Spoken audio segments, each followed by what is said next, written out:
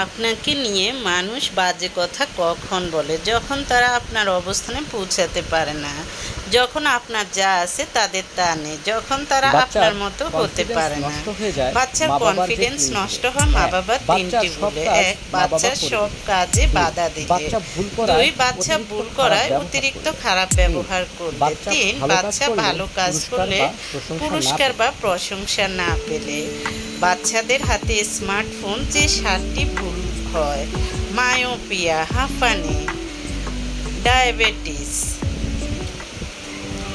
ব্যক্তিত্বহীন পিতামাতার 4টি লক্ষণ: সন্তানকে কথায় কথায় গালিগালাজ করা; বাচ্চার সামনে সারাক্ষণ অন্যের দোষ ধরে বেড়ানো বা দোষ বলা; সন্তানের সামনে বা তার কারো নামে মিথ্যা বলা; সারাদিন সন্তানের পিছনে লেগে থাকা।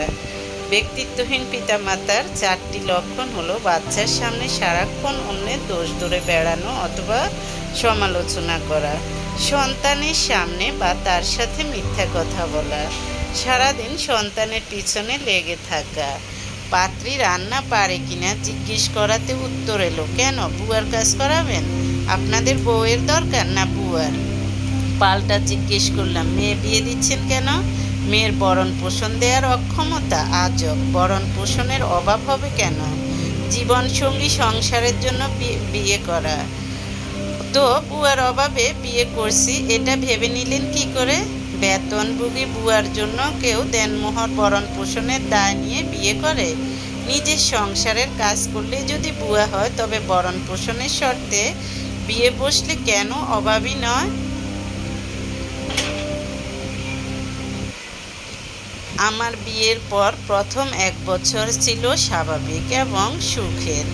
আমাদের মাঝে শারীরিক ও মানসিকভাবে সুন্দর বোঝাপড়া ছিল। আমরা একে অপরকে বুঝতাম, সম্মান করতাম এবং ভালোবাসতাম। কিন্তু 1 বছর পর হঠাৎ করেই আমার স্বামীর আচরণ বদলে যেতে শুরু করে। তিনি বিভিন্ন নারীর সঙ্গে মেলামেশা শুরু করেন এবং ধীরে ধীরে আমার প্রতি আগ্রহ হারিয়ে ফেলেন।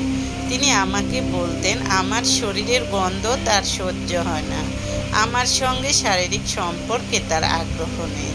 শুধু তাই নয়, আমার হাঁটা চলা, ব্যবহার, ছোট ছোট বিষয়েও খুব ধরে বলতেন যে আমাকে কেউ কখনো পছন্দ করবে না, আমার মতো মেয়ের সঙ্গে কেউ সম্পর্ক গড়তে চাইবে না। এই মানসিক চাপ ও আত্মবিশ্বাস ভেঙে পড়ার মধ্যেও আরও একটা বিষয় ঘটে। আমার স্বামী আমাকে পরোক্ষভাবে অন্য সম্পর্কে জড়াতে উৎসাহিত করেন।